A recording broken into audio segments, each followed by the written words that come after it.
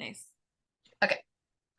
Hello, we are back in part 2 for the throat chakra herbs, and we are currently located in the place of Ginkgo biloba, and we're talking about the magical qualities. So let's get cooking, good looking. Let me share my screen.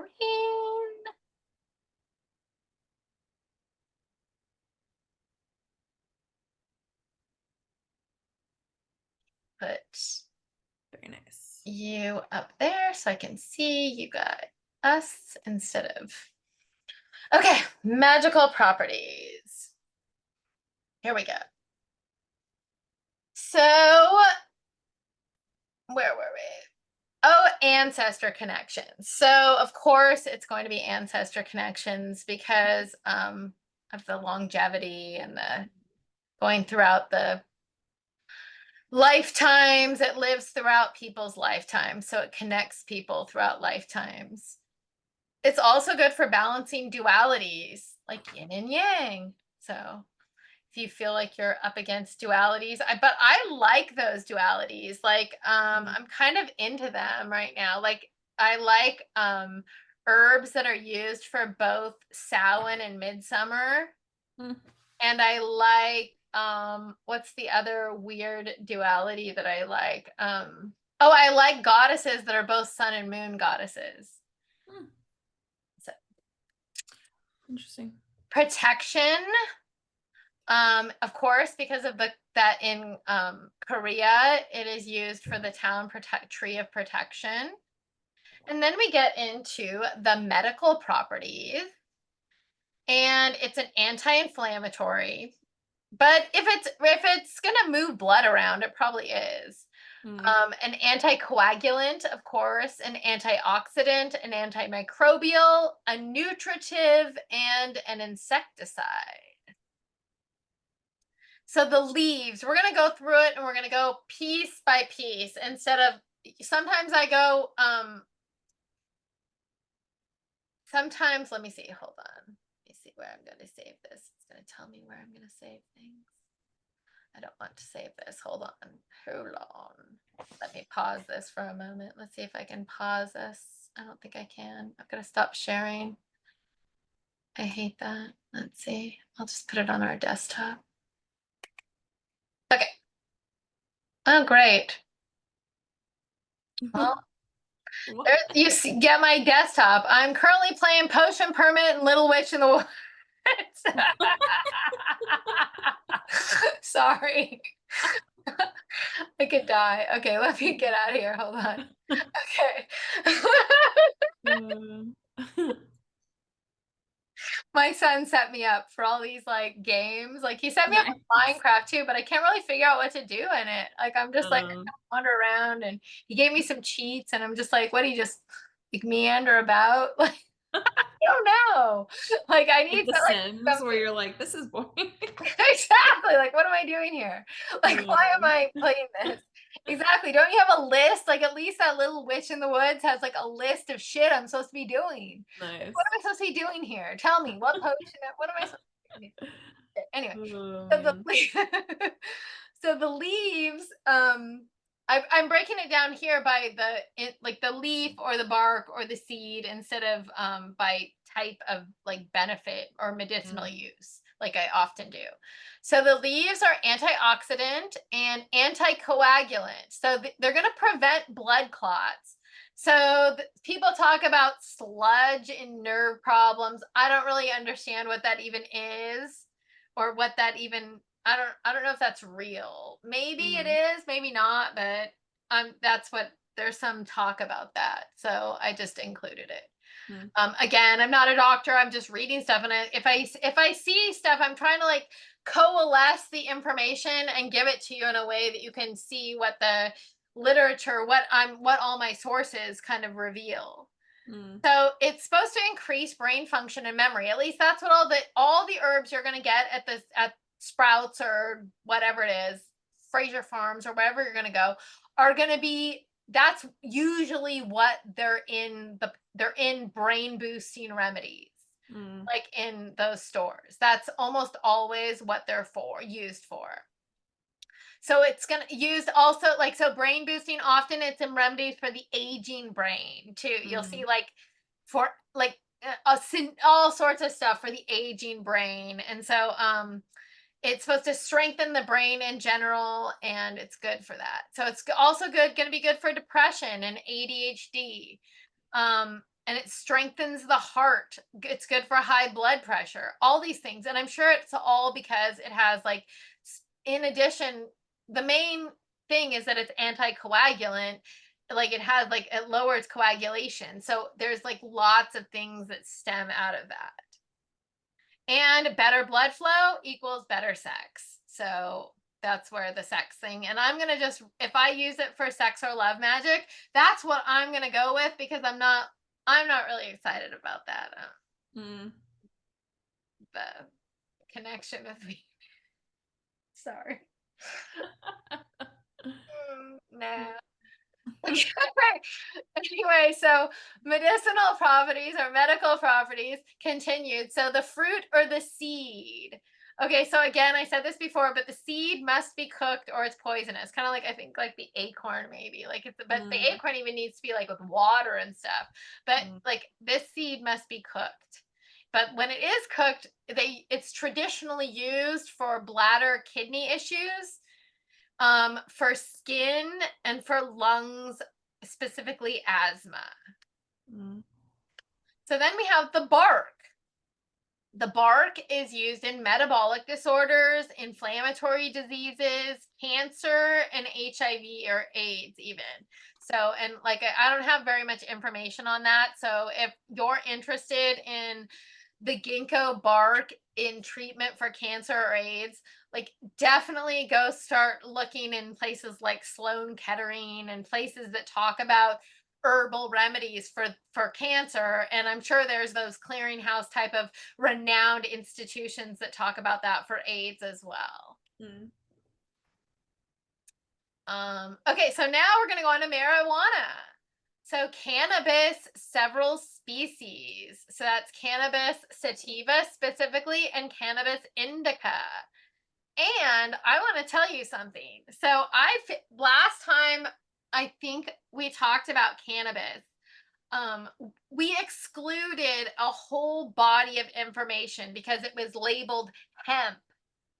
And like there's a whole like there, we didn't really discuss hemp in like part of it. Like we kind of tried to tease out cannabis from hemp.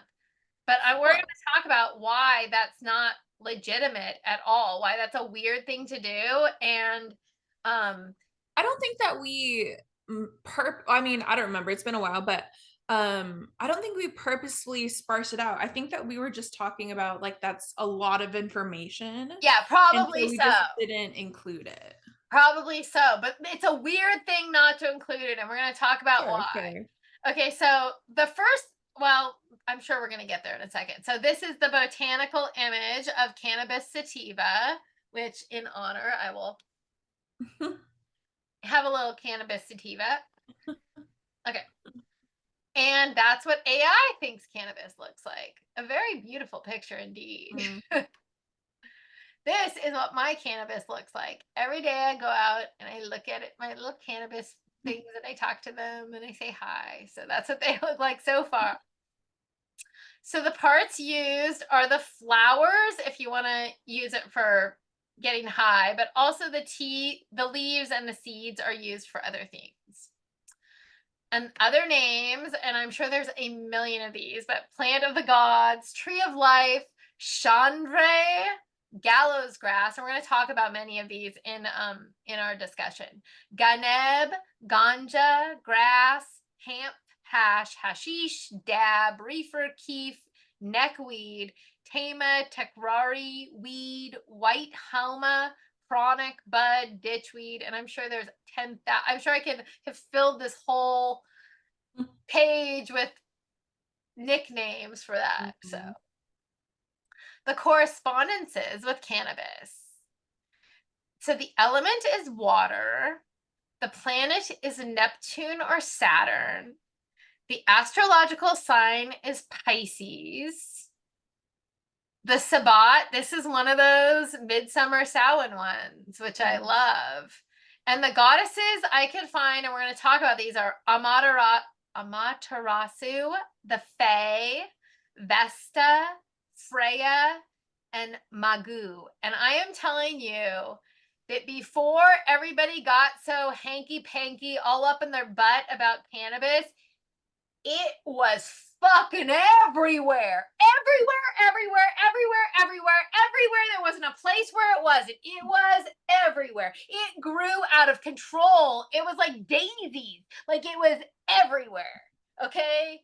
Everywhere. Okay? It was nothing because it was so something. It was just nothing. It was everywhere. Okay. Okay, so now there are hemp species and there are marijuana species. Okay?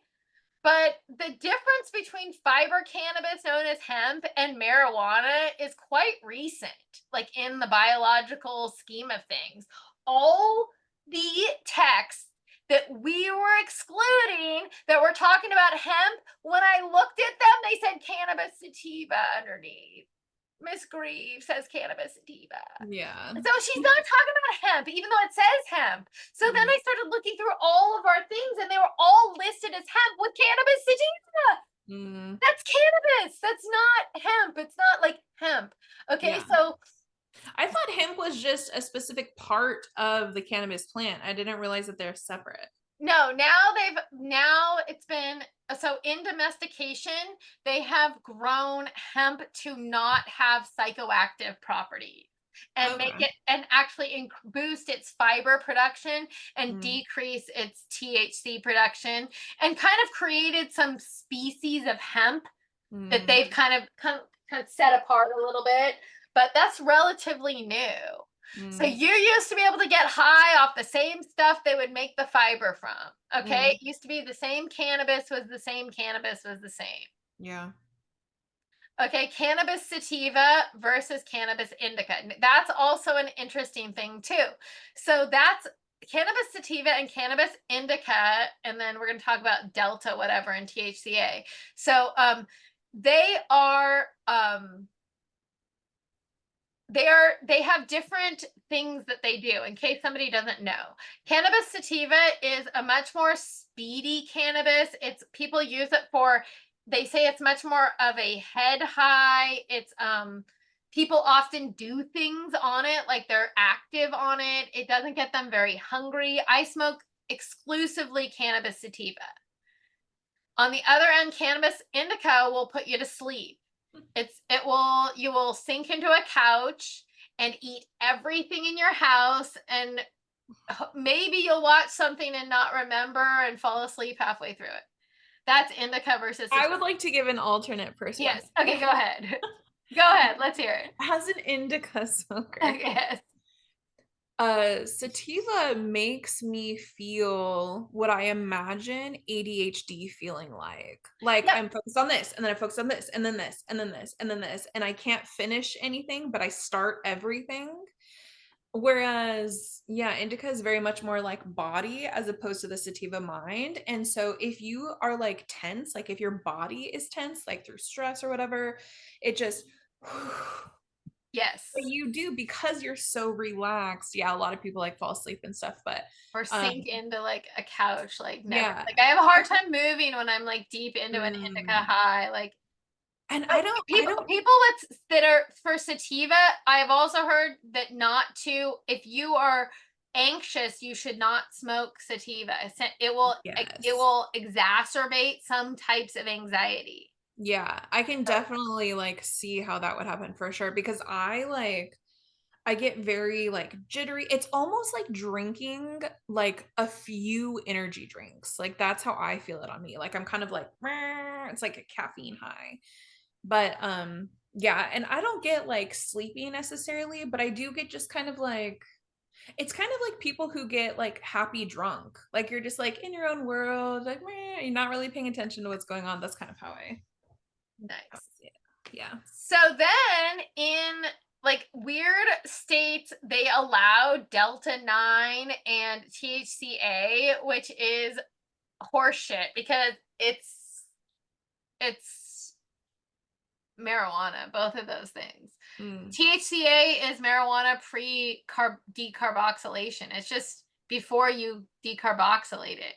So every marijuana before you decarboxylate it is marijuana A. Like every marijuana you buy everywhere is marijuana A. Except for, you know what, the only one that isn't is edibles. So we would exclude edibles. Like flour would be fine to buy, you know? Yeah. And then Delta 9, I think that's just another way to say that's just another way to say marijuana. It's like another, like, it's like, that's what it's Delta 9 it's THC, Delta 9 THC, like Delta 9 trihydro something, whatever, blah, blah, blah, you know, like that's the name of it.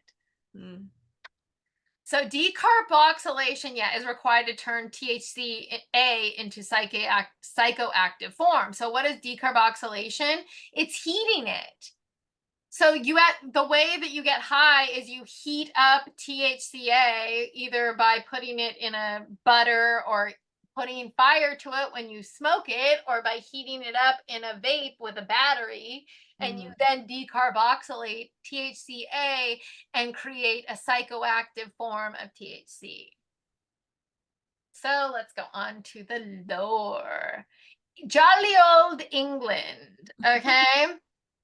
So the 6th century, we see it is popular for making fabric. It's a big deal. It's everywhere. It's a weed. It's easy. It makes great fabric. We see it being recorded that it's all over being used for fabric in England. It's then in Victorian gardens, we don't even realize this. It was a staple, like a backdrop staple. They would use cannabis to as the back row of their plants, like to be the tall ones in the back. So, and then there was even like this from 1557, Thomas Tusser's 100 Points of Good Husbandry talks about cannabis, and we know hemp is cannabis sativa. So when they talk about hemp, they're talking about cannabis sativa. They say, wife, pluck from thy seed, hemp. The thimble hemp dean, this looketh more yellow, the other more green. Use to one for thy spinning, leave Mitchell to other, for shoe thread and halter, for rope and such other. That is a mouthful. That's about I speak that language, and that's like reading Mandarin Chinese in English for me. That was hard. So then we go, in England, it's used in ropes for execution. That's why it's called gallows grass. So specifically in Cambridge, there's this custom in the Fenlands too, that if a person betrayed their neighbor, they would draw hemp and willow stake on the door with the words, both grown for you. The hemp was to kill yourself with, and the stake to drive through your heart at burial. So it's like, it has this like morbid association with death, either by suicide or by the gallows ropes. So by a hanging. So also in England, women couldn't work the hemp fields though, because it was thought that even merely touching marijuana would make a woman barren. You know what? Give me some. I know. Cheers. Okay, so then we go to China. Again, we're back in China. And Emperor Shen Nang in 2727 BCE mentions hemp in his writings. It's also found in tombs in Zhenkou Cemetery in the Pamir Mountains in West China, and it's at least 2,500 years old. So again, it's everywhere. And guess what? They were not all using, okay, they knew that it got you high, okay? And not only that, if we think we're the first people in the face of the fucking earth to make it more THC rich, you're wrong, okay? You think that we've created something new? Okay, let's hear about this. We're not, because in China, in 750 BC, the Tokharian culture, which is up near Russia, the Russian border up there in China, there was a shaman that was found in the Xinjiang Uyghur region of the Flaming Mountain with 800 grams of high THC cannabis. Jesus. Yeah, so and they think that it was cultivated for it, because most cannabis was used for hemp. It got you high, but not, you know. This they found was something special. It was the shaman had done it. So then in China, so there's this great legend. So I'm going to tell you this legend. So sit back and maybe close your eyes and open your ears. This legend dates back to 65 AD in China. So once upon a time, two friends were walking in the woods, and they happened upon a ferry bridge. The magic bridge was tended by two women. The women were all smiles. They seemed to be slightly intoxicated, and they swayed slightly as the friends walked by. These women, they invited the friends to join them across the bridge, where they would love to smoke hemp with them. A few days across the bridge passed in bliss and trance, smoking away all the hemp, until one of them remembered that they had business to do. They had people to see. The other said that they missed home. So they decided to go back across the bridge. Only they were in horror when 7 generations had passed by, and they were old men. Their bodies withered away, and they turned to dust and blew away. Nice. They were enraptured by marijuana of the fairies, who turns men into dust when they leave. It sounds like a pretty good way to spend your time, actually. I know. Exactly. With the fairies. Exactly. So why would you leave, fool? Yeah. Exactly. Keep smoking.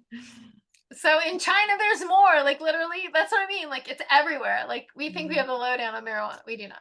So China, it's tied to the Magu. Marijuana was gathered on the 7th day of the 7th month in a holiday with seance banquets as well.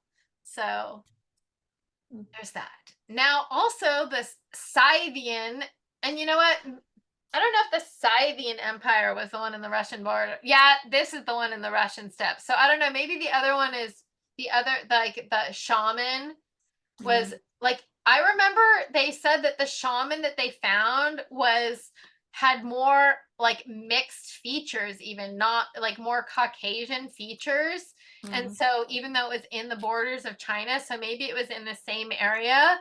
But the Scythian Empire, these are nomadic people on the Russian steppes and in Eurasia, and they've been like at 430 BC. So these have been like people during 430 BC. There was this Scythian Empire, and these people purified themselves after, like, they buried other people by steaming, and then they would throw cannabis seeds on the coals. So I don't know. I don't think it probably didn't do anything, but they were using it as like a magical piece. So I like that magical component with the seed use by the Scythians. And then in India, we go to India. I'm telling you, it is worldwide. So it's considered a divine ingredient in the earth's creation. It's known as the churning of the ocean. So this is the story. When the Amrita, the elixir of life, was produced from the churning of the ocean by the Devas and the Asuras, as described in the Samudra Manthan, Shiva created cannabis from his own body to purify the elixir. So then there's this like epithet for cannabis called body born, and that's what they're referring to, is that it was body born from Shiva's own body. So then another account, so it was either used as a purifier for the earth's creation, and another account suggests that the cannabis plant sprang up when a drop of this elixir fell to the ground. So the earth's creation, when it fell to the ground, this elixir of life, cannabis sprung up. So one way or the other. Thus, cannabis is used by sages due to its association with this elixir of life and Shiva as well. So look at all these happy Indian folk during Holi. If people consume bang from, and that's made from cannabis flowers. Also, bang is a traditional drink that the Sikh community from in Nihang consumes. So it's a traditional drink that they consume as well. Also in India, and these look more native, but they aren't, okay? Because I looked up, I'm like, really? They, like, people in India look like this? And like, really? Like, they kind of do. Like, I was like, interesting. Like ancient Indian people, Mm, like from India, like East India, like, right. because I was like, are they mixing cultures? And no, they did wear hats that are interesting like that with like the long hair and stuff. So anyway, Mm, so the Gaudi people, this is the Gaudi people. They're the oldest tribe in India, and they use cannabis for ritual divination. So then traditional meds. Okay, so we're going to start here. Traditional meds. So in Egypt, because this is where they use things, in Egypt, in the Ebers Papyrus, they used it topically for inflammation. In Assyria, they used it as an antidepressant. In Rome during the Roman times and Roman rule, Pliny the Elder, and then our favorite word, Dioscorides, and Galen wrote of hemp and the medicinal benefits, so it's in there. And then we go to Rastafari, because Rastafari is a religion, and cannabis is the sacred tree of life that's consumed as a sacrament in the Rastafari tradition. It's also associated with, in Greece, it's believed that priestesses consume cannabis at the Oracle of Delphi to aid in their divination. So, also the Vikings. I am telling you, it's so much everywhere. Okay. So it's associated with the Norse goddess of love, Freya. And the harvest of this cannabis took place during an erotic high festival in Freya's honor. So, according to lore, Freya resided in the marijuana flower, and all you had to do was ingest the buds or smoke the buds or to become influenced by the divine feminine force of Freya. So, the magical properties. Love. Used for love. There's two themes on this same love spell that I found. So one of the love spells that I found says that if a woman sows the seeds in a circle around a church, so she's supposed to sneak into a church on midsummer and sow marijuana seeds in a circle around the church, okay, on Midsummer's Eve. And if you can do this without being caught, you deserve your beloved. There's an extra little, I don't know why I have that there, but whatever. So then the other one that's kind of a take on the same theme is that a woman on Midsummer's Eve goes into a church and throws the seeds behind her, saying, "Hemp seeds I sow thee, hemp seeds grow thee, and he who will my true love be, come after me and show thee." So then she runs, and if she looks back and she sees a wraith of her lover with a scythe, this is supposed to be a good omen. Doesn't seem Wow. very good to me, but it's supposed to be good because it means that that's her true love, right? And if she sees an empty tomb or a bell tolling, it means that she will live a life as a spinster, which is, oh, it's too bad. My favorite way to be a spinster. So, as an aphrodisiac, it's used as well. Some more magical properties. It's used in divination, and you can even anoint a tool in divination with the juice of the marijuana or the cannabis. It's used as a ritual herb. So you can, and we've often used it even like to breathe the marijuana smoke onto the spell that we're working on. It's a totem herb. It's my totem herb, one of them. It's a herb of protection as well. So our Theraveda says it is a plant with 1,000 eyes, because probably the way that like when the seeds come up, that's what they say it's about. So also it's used in trance work and for otherworld travel and in meditation. So the medical properties, and I'm not going to get too deep into this. I didn't really go into the I could have gone deeper into the properties and I didn't. It's an anticonvulsive, an aphrodisiac, an analgesic, an anti-inflammatory, a cancer medicine, an anti-anxiety, an antidepressant, an anti-hypertensive, an appetite stimulant, an anti-epileptic, an expectorant, a sedative, a uterotonic, and a vasodilator. Okay, so we have an endocannabinoid system. I just want to start there, and I want to start there because, and I'm sure I put his name down, but our endocannabinoid system, it was found that we have this system where we actually have receptors in our certain places in our body that are geared to receive cannabinoids. And it's a neuromodulatory system, and it's partially responsible for our cognitive and emotional processes in our nervous system. It has to do with behavior, mood disorders, neurologic disorders, and we most recently saw it's used in epilepsy. It became very popularized by Charlotte's Web, which people think had no THC. It did have THC. It was more CBD, but it also had THC in it. And it's just a more high CBD form of marijuana.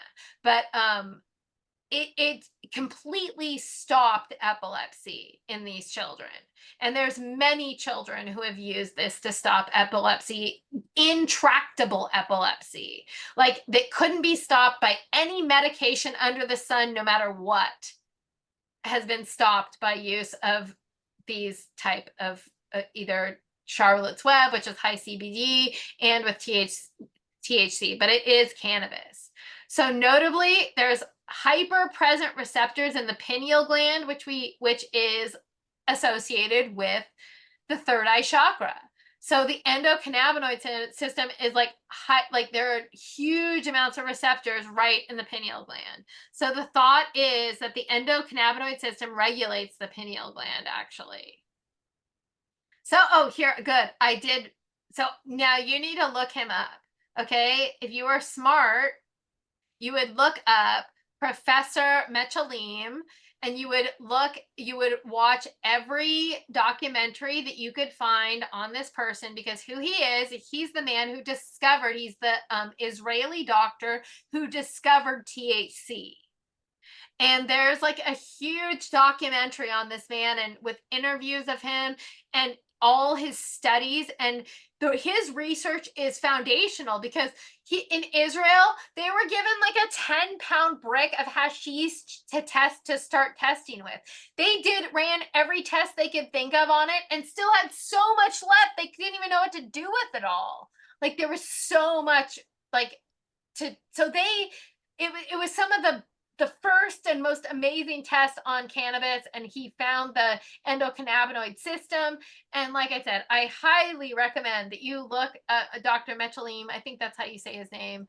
Of course, I have it like where I can't see a thing. I don't know if you can see it. Anyway, so there it is.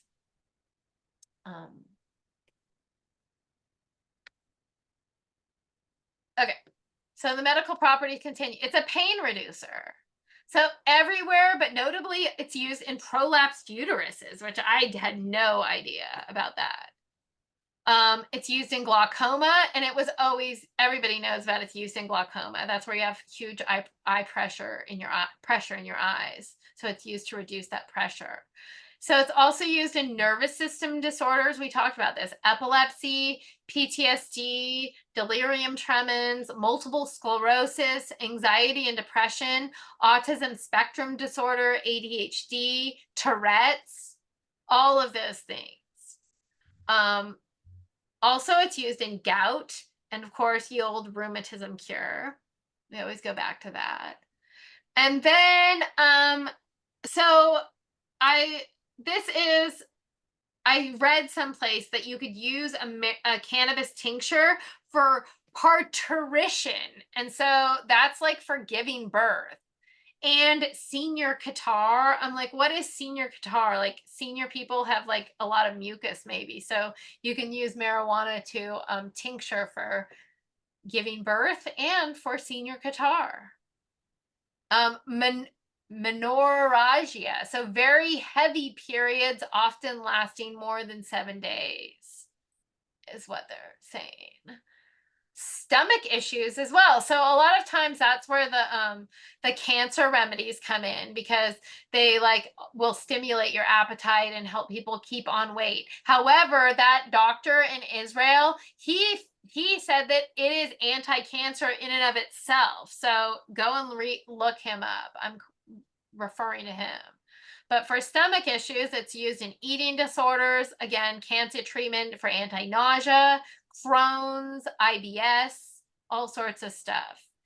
Then insomnia. Lots of people use cannabis for insomnia. Put you to sleep a lot of times if you use that, especially indica. Cancer treatment, I just said that. AIDS. And then in Ayurvedic medicine, it's used for pain, nausea, anxiety, appetite, and to produce euphoria.